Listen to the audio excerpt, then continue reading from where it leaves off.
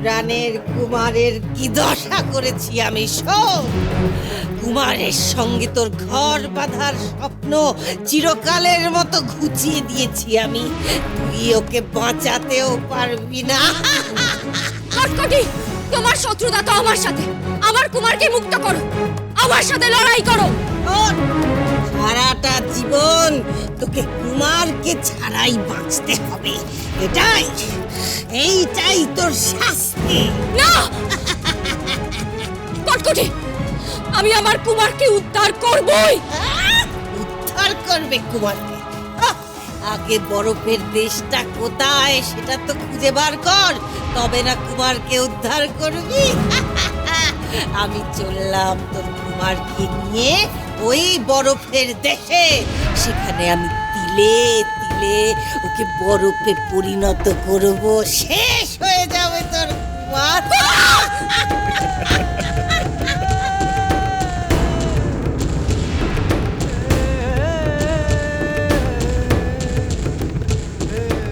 কিরণমালা, আমায় গ্রহণ করো। একমাত্র আমিই তোমার কুমারকে উদ্ধার করে আনতে পারি।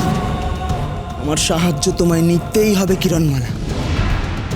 যদি আমার শর্তে রাজি থাকো, আমায় ডেকো।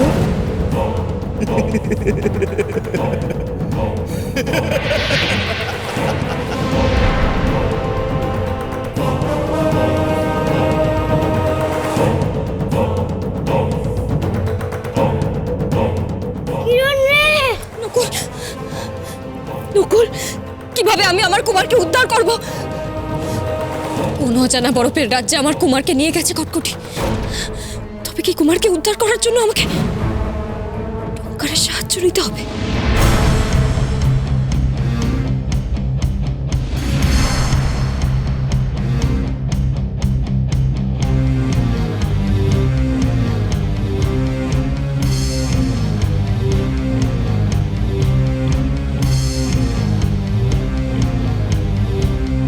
কিন্তু কটকটি কুমারকে অপহরণ করলো কিভাবে?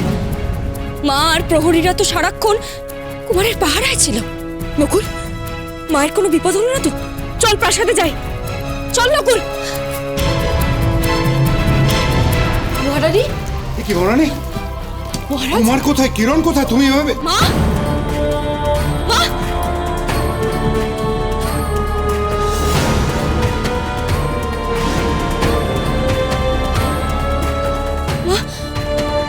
কুমার তুই কোথায় গিয়েছিলি কিরণ? কুমার কোথায় কিরণ? আপনারা সবাই শান্ত হন, শান্ত হন। একটা সুসংবাদ আছে। হ্যাঁ, কুমারকে ওই অভিশাপ থেকে মুক্ত করার উপায় পাওয়া গেছে। শিবপুরি এসেছিল, কুমারকে সঙ্গে করে নিয়ে গেছে। সে কুমারকে এই যন্ত্রণার হাত থেকে মুক্তি দেবে। হ্যাঁ, কুমারকে এই মায়া থেকে উদ্ধার করবে। আপনি কি করলেন মা? আপনি কি করলেন? ও যে শিবপুরি নয়, ও যে ছদ্মবেশী কটকটি।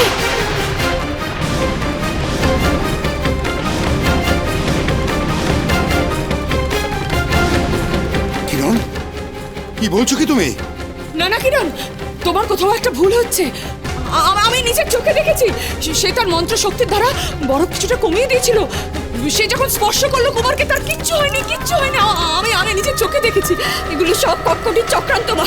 যদি শিবপুরি সত্যি এসে থাকে, তাহলে সেই কুমারকে নিয়ে যাবে কেন? কিন্তু কিরণ, তুই এত নিশ্চিত হচ্ছিস কি করে? কারণ আমি নিজের চোখে কটকটিকে দেখেছি উড়নঝুড়িতে করে কুমারকে উড়িয়ে নিয়ে যেতে। কোথায় নিয়ে গেছে? বরফ রাজ্যে। আমি চললাম তোর কুমারকে নিয়ে ওই বরফের দেশে। মহারানী, মহারানী, মহারানী, মহারানী, মহারানী, মহারানী, মহারানী, আমি মহারানী, মহারানী, চোখ খুলুন মহারানী, মহারানী। মহারানী।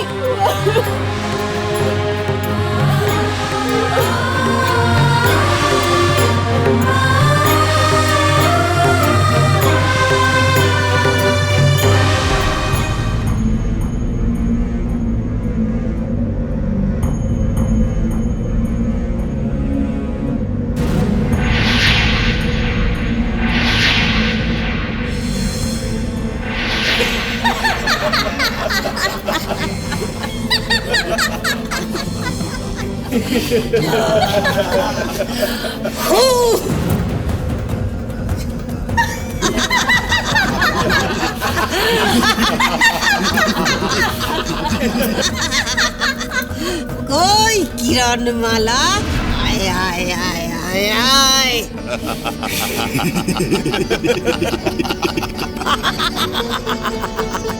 দেখি কেমন তোর কুমারকে তুই উদ্ধার করতে পারিস।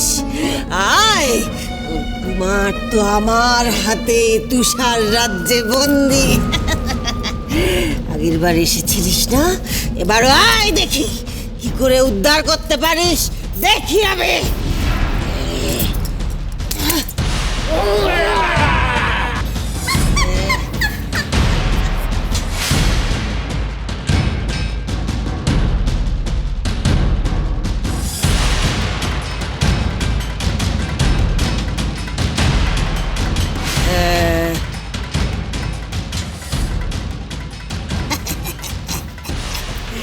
শোন, আগের বার কিরণমালা তোদের পরাস্ত করেছিল, কারণ তখন ওর সঙ্গে পশুরূপী কুমার ছিল।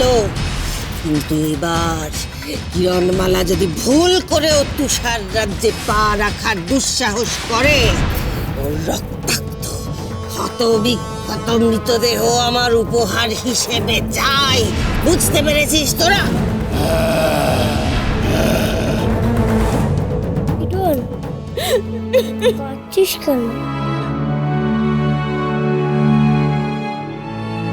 কাঁদিস না কিরণ, আমি তোকে এক্ষুনি বরফ রাজ্যে নিয়ে যাব।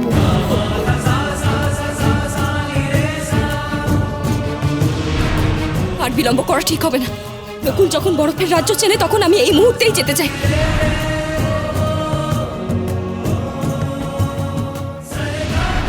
আর আমি কথা দিয়ে যাচ্ছি, আপনাদের কুমারকে আমি আবার ফিরিয়ে নিয়ে আসবো।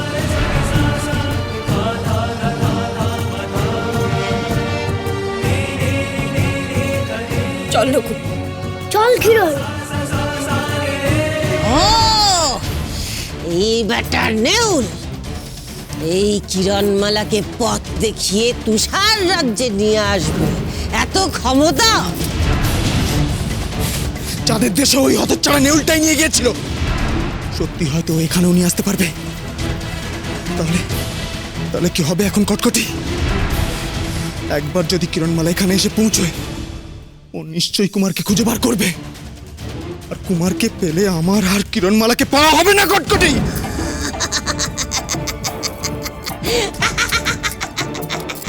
তোমার এটা শুনে হাসি পাচ্ছে? দাঁড়াও দাঁড়াও ডঙ্কার, আগে তো তুষার রাজ্য খুঁজে পাক, তারপর না হয় উদ্ধার করার কথা ভাববে। ওই দেখি তো কত দূর এলো কিরণমালা।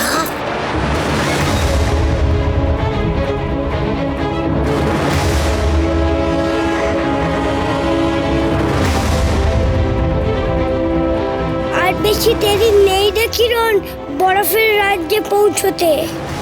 ভোর হওয়ার আগেই আমরা পৌঁছে যাব রে। যেভাবেই হোক আমায় কুমারকে উদ্ধার করতেই হবে। হে বিধাতা, আমার সহায় হও, আমার সহায় হও বিধাতা।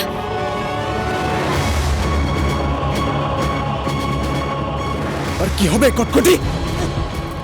কিরণমালা বরফ রাজ্য খুঁজে পাবে না বলে তো খুব বড়াই করেছিল। কিরণমালা তো বরফ রাজ্যে এসে পৌঁছলো বলে। মা, তুমি হাসছো? কিরণমালা যদি এখানে পৌঁছে যায় তখন কি হবে?